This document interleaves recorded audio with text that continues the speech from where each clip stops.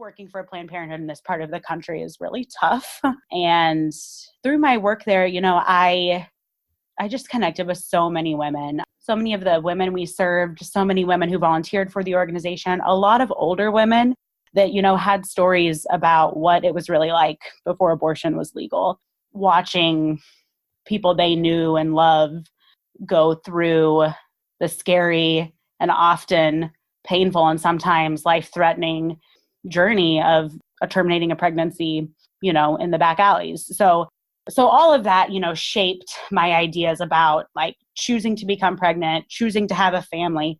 It was very much my choice. And because of that, I really, always wanted to be a mom. It was never a doubt in my mind whether or not to be a mom.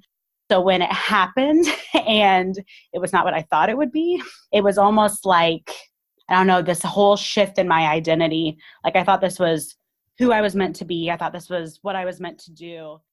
That's Erin Heger. Erin is a writer and mom to a little boy with baby number 2 on the way. She has written some of the most beautiful essays about parenting and her journey with postpartum depression, which we dive into during this chat. We also talk about how surprising her parenting journey has been thus far, including the amount of pain during labor and the tough recovery she had. And we also talk about what Erin thinks is so tough about being a mom in today's world. Let's get to it. Welcome to the This Is Parenting podcast, a show devoted to sharing the roller coaster journey of parenthood from moms and dads all over the world. I'm your host, Andrea Rhodes. Information and show notes about today's episode can be found at thisisparentingpodcast.com. Let's get started. All right. Hey, Erin, thank you so much for joining me today. How's it going? It's good. It's nice to be here. Yay. Thank you so much for having a little chat with me today. So let's start things off. Let's introduce all the listeners to you. Tell me about your family, your kids, where you live, and what you do. Yeah, I live in the Kansas City area, married with an almost 3-year-old little boy, and we're expecting our second in February. I primarily am a freelance writer, but I also have a part-time job at a community health center where I work in like a social work type role. I basically assist the uninsured clients who come in with information about programs that could get them health coverage and help them apply, and help explain the different programs and how to use health insurance and all of that. But I do a lot of parenting writing, a lot of like political coverage around the topics of like reproductive justice, and then maternal mental health is one of the things I love to write about too. Perfect. I want to jump into a lot about what you write about, especially because it does have to do with women's issues. But I want to start off with a question I've been asking all my guests because I think it kind of unites us in the craziness of motherhood. Tell me what your bedtime routine looks like with your son right now. Oh my gosh, that is like the best question to ask to unite mothers in craziness. Man, my kid, like I said, he's almost 3. He'll be 3 in January. And I feel like it ebbs and flows. So right now it's actually in like an okay place. But man, if you'd asked me like 3 weeks ago, I would have been like pulling my hair out. He's just like never really like willingly gone to sleep. He's always like play until the last minute. So we start off by like giving him a little snack and then going upstairs, getting in the bath, reading stories, pajamas, brushing teeth, all of that. But it never goes smoothly like that. It's always like he's fighting us on one thing or he's messing around and trying to prolong the whole thing. So yeah, it's a journey. Bedtime without fail every night. I bet you're thinking tonight's going to go smoothly. Like I know it's going to go better tonight, and then it never does, right? Right. It's like the one thing like I imagined as a parent that bedtime would always be this peaceful time of connection and like cuddling, and it is like rarely that. So you are not the first person to say that. Totally. Well, tell me something unique about your specific parenting journey. Like what makes you being a mom to your son unique? Wow. That is a good question. I mean, my first thought comes to like my journey through postpartum depression, but the unfortunate thing about that is that it's really not that unique. I mean, it's a fairly common complication of childbirth, postpartum mood disorder, and 1 in 7 moms experience it. So it has uniquely shaped my journey for sure and taught me a lot about taking care of myself and how important that link between my health and my child's health is, because I'm not sure I would have seen it as plainly if I hadn't gone through that and seen the difference in him when I got better. So I think that has like been a real like defining part of my parenting. I'm just not sure how unique it is because I think a lot of people might have similar stories. Tell me a little bit more about this connection you made with your health and your son's well-being. Yeah. I'd love to hear more. Well, I feel like just the first few months of his life were just tough for all of us. And, he was colicky, he cried a lot, he just never seemed content. And I don't know how much of that was really him being not content or me being stressed out or like my depression kind of convincing me that things were worse than they were. But when I got help around the time he was like 4.5 months, 5 months old, I started, seeking therapy, taking antidepressants and like making space for me. And it was kind of like the switch went off when he was around 5-6 months old. And it could have been the age. I hear, sometimes babies just get happier around that age too. But it was just night and day for both of us, I think. So I'm not sure how much of that was directly related to like how I was doing, but I have to think some of it was, because even now when I'm stressed out, like he can tell. And like when I'm doing better, he seems to be doing better. So I'm sure on some level, it's like intuitive kid stuff, but I also, it really is true that if we're not okay, we're not going to be able to parent the way we want to. Is that how you got started in writing about women's reproductive rights, or how did you get into the parenting niche for writing? Oh, good question. Well, I actually have a history in abortion rights advocacy. So before this job, I worked for Planned Parenthood as a grassroots organizer. I had some experience in, organizing volunteers and in working on that specific issue.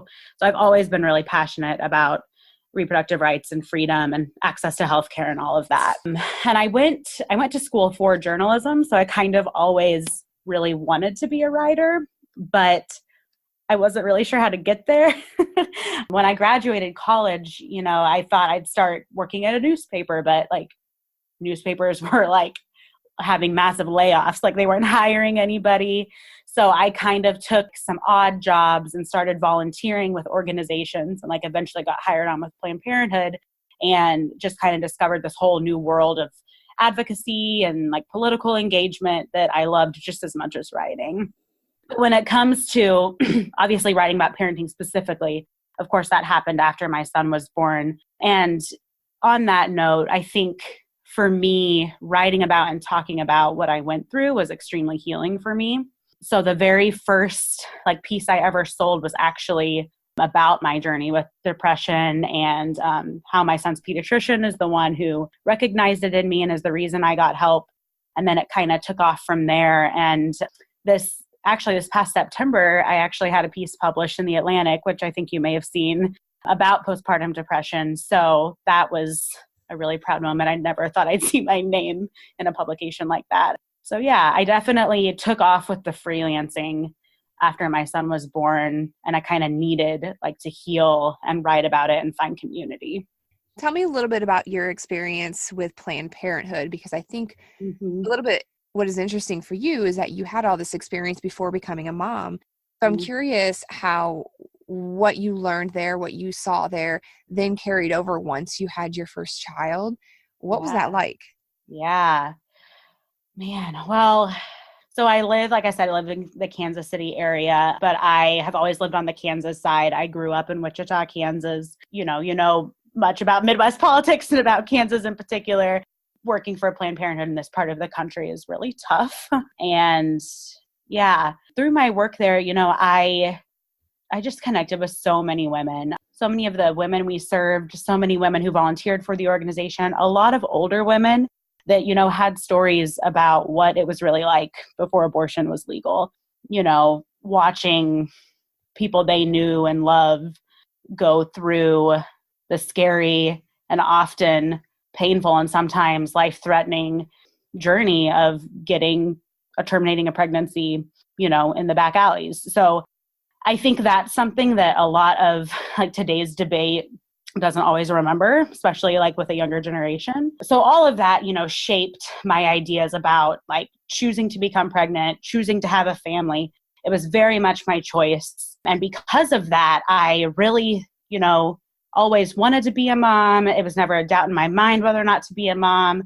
So when it happened and it was not what I thought it would be, it was almost like, I don't know, this whole shift in my identity. Like I thought this was who I was meant to be. I thought this was what I was meant to do. And, it was a lot harder than I thought. And it taught me a lot more than I thought. So yeah, I'm not sure if that answers the question. I kind of rambled, but all along, it has my whole experience combined with my background in advocacy for this issue has only taught me even more how important it is to be able to choose that. Here I was someone who went into it fully committed, had a stable partner, had stable financial income, was like ready to do this. And I almost fell through the cracks had it not been for his pediatrician. I'm a woman of privilege. I have access to health insurance. I have financial means. What if I had been someone without those things? What if I had been someone who maybe felt forced to continue this pregnancy? It's so important that women themselves are the ones making those choices because it affects our children. Well, and I have to say, I've read a lot of your pieces. Obviously, we've been friends for a little while now, and you write so beautifully about topics that are difficult to read about, right? Like this is some serious stuff and things that do affect moms all over the world, and especially in the United States. And so I just want to say kudos to the way you write and the way that you are able to kind of put this narrative in a way that we can relate to, and it's all very beautiful. So for everybody listening, if you haven't checked out any of Erin's writings, I will link so many of them in the show notes, but you need to go check them out because she just has a really beautiful way with her words. So thank you for that. Thank you. That's so sweet. I feel like I'm a way better writer than I am a speaker. So yes, please go read my stuff if I seem to not make sense in this interview. Well, the next follow-up question is actually a pretty good timing because I think you kind of touched on it a little bit, but what has surprised you about becoming a mom? Oh man, so many things. So the first thing that just popped in my head is really the very beginning of my motherhood journey because, I don't even know where to start. Let's just say I chose, for a multitude of reasons back then, to have an unmedicated labor delivery. And that's not something I'm going to do again.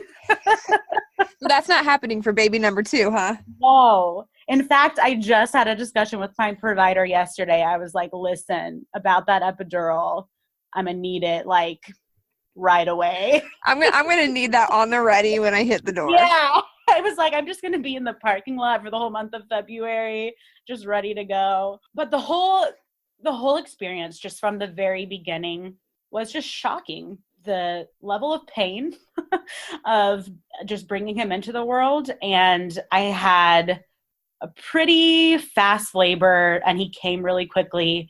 And my recovery was also really tough. And, this has probably been said, but nobody talks about that shit. Nobody talks about spraying yourself with a peri bottle so you can pee. Nobody talks about that you're never going to want to have sex again. I was like, no. Please do not touch me for at least a year. Exactly. And I even had trouble walking for a really long time. And, my provider never really even asked about either my physical recovery or my mental health. And so I was just out there is this what it's really like? Because everyone's acting like this is the best thing in the world, but my body just feels wrecked. And, it did. It took me several months before I was really able to be physically active. And I would say a full year before I really felt in my body again. So that was like the first surprising, shocking thing. Breastfeeding is up there too with something that is always more challenging than it seems, more painful than people say it should be. So yeah, those are the biggest things. Well, those are pretty big. Yeah, I guess like on more of like an emotional level, man, I had just like so many ideas about how it would all go, as we all did. I thought there would be this instant, wonderful, blissful bond. People talk about that all the time. Didn't feel it. I don't think I felt that strong connection until he was several months old. And I think it's different for everyone. And there were several factors that maybe had played into that for me. But I also think that it's like any other relationship. Like, you have to work at it. You have to get to know this person. There was an instant feeling of responsibility. Like, oh, look at this tiny, helpless human that I have to keep alive. Let me do my best to keep you alive. But I don't know that it was this true love, like this overpowering love, until he was much older.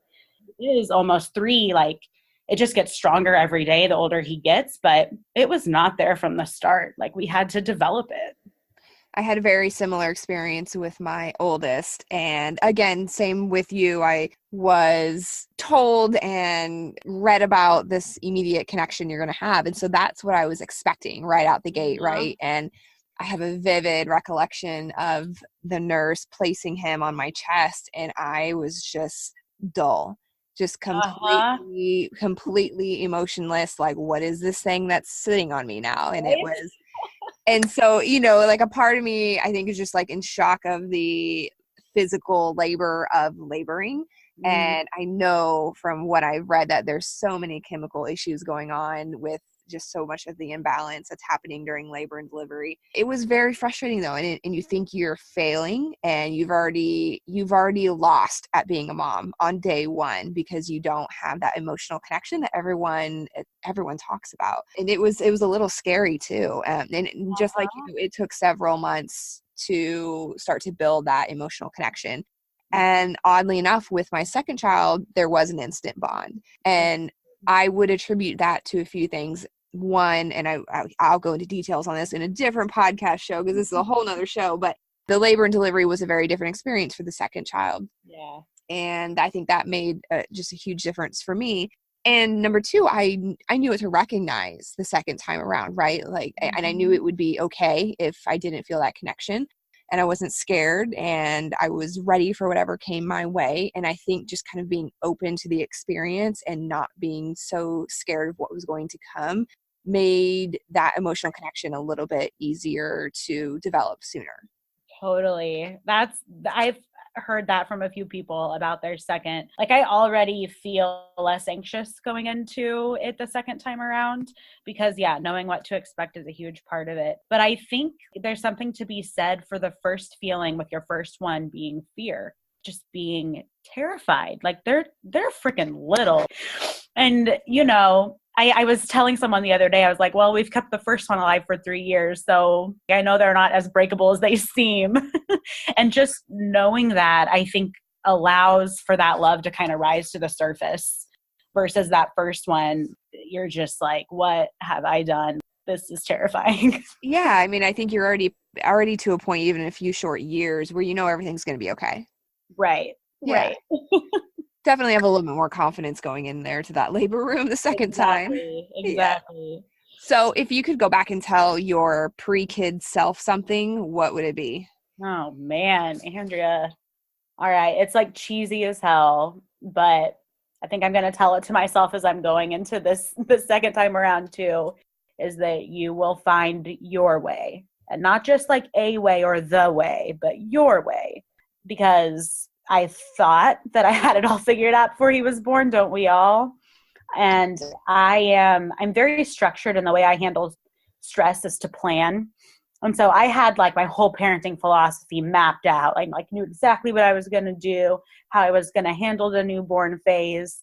And just about every single one of those things ended up blowing up in my face.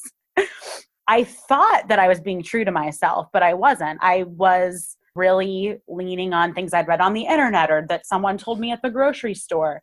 And it took me a long time to find my own voice. And so I think that's what I would say to myself. You will stumble through it, but because of those difficulties, you will find your way, and when we honor ourselves, that's what's best for our kids. Couldn't agree more. Now tell me honestly, how much sleep are you getting every night? Well, I'm getting decent-ish sleep right now. It's just getting to the point in pregnancy, where you pee every freaking hour. But my son, although getting him to bed is difficult, he sleeps well all night long. And we transitioned him to a toddler bed this summer. That was rough. Whew. Yeah, we may or may not have put a child lock on his door, so we actually can't get out. So, every now and then he does wake in the middle of the night and we go in there and he goes back down pretty easily. So that is going to be one of those adjustments again with a newborn. You forget. Ooh, don't you forget. Yeah, I'm getting decent sleep now, but I guess ask me this spring. No, that's not even a fair question to ask to a new mom again. Right. I'll check back in 3 more years. Yes. Yeah, that's the time, right? So what have you been looking forward to most with this second pregnancy and second child? Oh, man. It's funny. It's when I was in the thick of it with Camden, I was like, oh God, this is horrible. I will never do this again. Well, here I am. And now when I look back on his first year, it's rose-colored glasses, of course. And I'm like, oh, I'll get to have a cuddly nursing newborn that's going to sleep on me. Of course, he cried as much as he slept, it seemed like. So, but I think, even amidst the chaos that is those first few months, there are those sweet moments. And I didn't soak them in with Camden because of so many reasons, because my anxiety was through the charts, because I was afraid, I didn't know what I was doing. I was just not in the moment as much. And I think and hope with this one, I can be more in the moment and really take in their littleness, because now I really know how fast it goes. Until you've really experienced it, you can't understand that completely. And I'm excited to see their bond between the two of them, even though I'm also nervous about how he's going to handle having a sibling. Oh, it'll be up and down. Yeah. So you've mentioned that you've had a very supportive partner through all of this. Let's talk a little bit about that. What do you disagree about when it comes to parenting? Oh, gosh. It's funny. My partner and I, my husband, we are very different people in almost every aspect of life, but we actually see eye to eye a lot with parenting. Maybe the biggest difference is just how we set limits. And, I don't even know how to be specific about that, because there are times that I'm super lenient and he's not. And then there are times that it's the other way around. But I think maybe my particular need for very consistent structure, that's not something that is necessarily his personality. If I'm doing bedtime, there's a certain order of events, but if he's doing bedtime, it's a little more laid back. I think too, it's funny, even though I'm the one who is more structured and maybe more neat as far as putting things away, I also don't mind letting our son make a mess every now and then. If he's entertained and having fun and it's somewhat contained, and I'm like, that'll take me 10 minutes to clean up, but knock yourself out with those beans on the floor or whatever. But my husband's like, oh my God, I can't be in this room. It's all over the floor. So that's kind of funny. He would much prefer that, the toddler not make messes, but that's not what toddlers do. Well, sounds like you guys have a pretty decent balance then, when one's being one way, then the other is kind of making up for it. Right. Every now and then, yeah. What do you wish there was less of in parenting culture today? Well, I really do think our generation has a lot of unique challenges.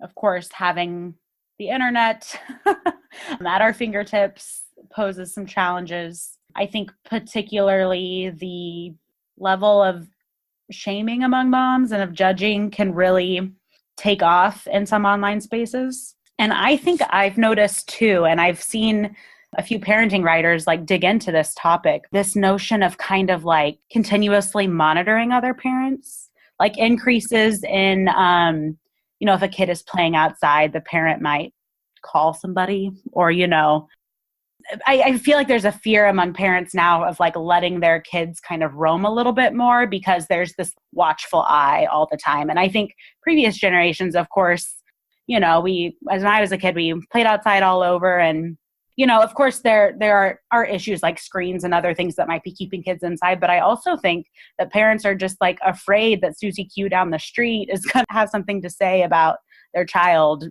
running up and down the street or something. I just would love to see, and I'm working on this myself too, because I do it too, that we could just trust other parents a little bit more. They are doing what they need to do for their kid. They are doing what's right for them. Like, unless we've been asked specifically, it's not our place to really have an opinion. And if we could just establish that trust, I think it'd go a long way to actually supporting instead of undermining each other. Yeah, I couldn't agree more with that. And I will say I'm trying to take a more active approach with that. And it's one thing to say it and to believe it.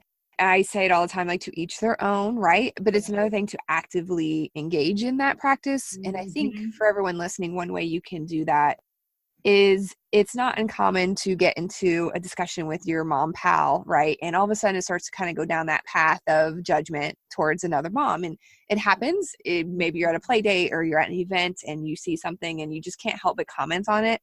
And I think one way to kind of shift this mindset is to be conscious of it and to stop yourself, or to say something to your friend who may be saying something. And even if the intent was, not malicious, right, just to say, like, yeah, we don't know the context, so she might be having a rough day. Or we don't know that the toddler didn't take a nap today. Man, I know that those days are hard. And I think if we can kind of in a nice way bring those things to light, like, hey, I hear you, but like, maybe let's move on, then maybe it becomes something that is less talked about and less okay. Totally. Yeah. And I think it's so hard to not see ourselves in other people's decisions. Something that might feel wrong to us maybe is wrong to us because it's not right for ourselves and our children.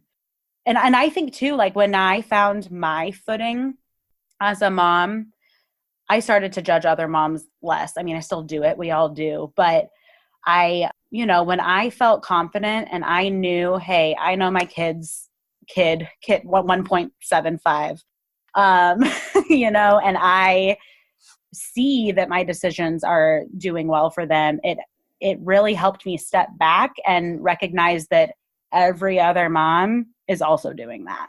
And it may not be the same decision I would make because their kids aren't my kids. But, it's like you said, saying it and actually living it are two different things. So it's a constant practice to just kind of check yourself when you start to have those thoughts. I love it. All right. Well, Erin, thank you so much for chatting with me today. Let everybody else know where they can find you, what writings they can go and read to really get to know you and what you're talking about. Everyone needs to read more of what you're doing. So tell everybody about that. I have a website/blog that hasn't been updated since January, but I will update it soon. It's erinheger.com, just my name. And from there, I do have some clips in my portfolio and a link to my professional portfolio that has all my writing. A lot of my political news coverage is online with rewire.news, which focuses on reproductive and sexual health and news around those issues. So that's mostly reporting. But as far as essays and opinions, I have some in various publications. What my website should help direct. And I will go and update it at some point in the near future. And then I'm on Instagram at Erin_Heger, which is also my Twitter. But, I don't tweet as much as I should. I'm not really promoting myself very well, but yeah, my Instagram's mostly photos of my kids, but sometimes I talk about writing too. So perfect. Well, I know I'm going to link a few of your articles in the show notes so people can go and check you out. So Erin, thank you so much for being here today. I love this chat. Thanks for stopping by. Thank you. It's been fun. Thank you so much to Erin Heger for stopping by the show. It's always a pleasure to chat with her, and I know I've said it a billion times, but please check out her writing online. I've linked her website and some of her essays in the show notes, so do yourself a favor and give a few a look. If you like this chat and want to give me a shout, then leave a rating and review. The podcast gods love when you do that, and I do too. Thank you for tuning in to the This is Parenting podcast.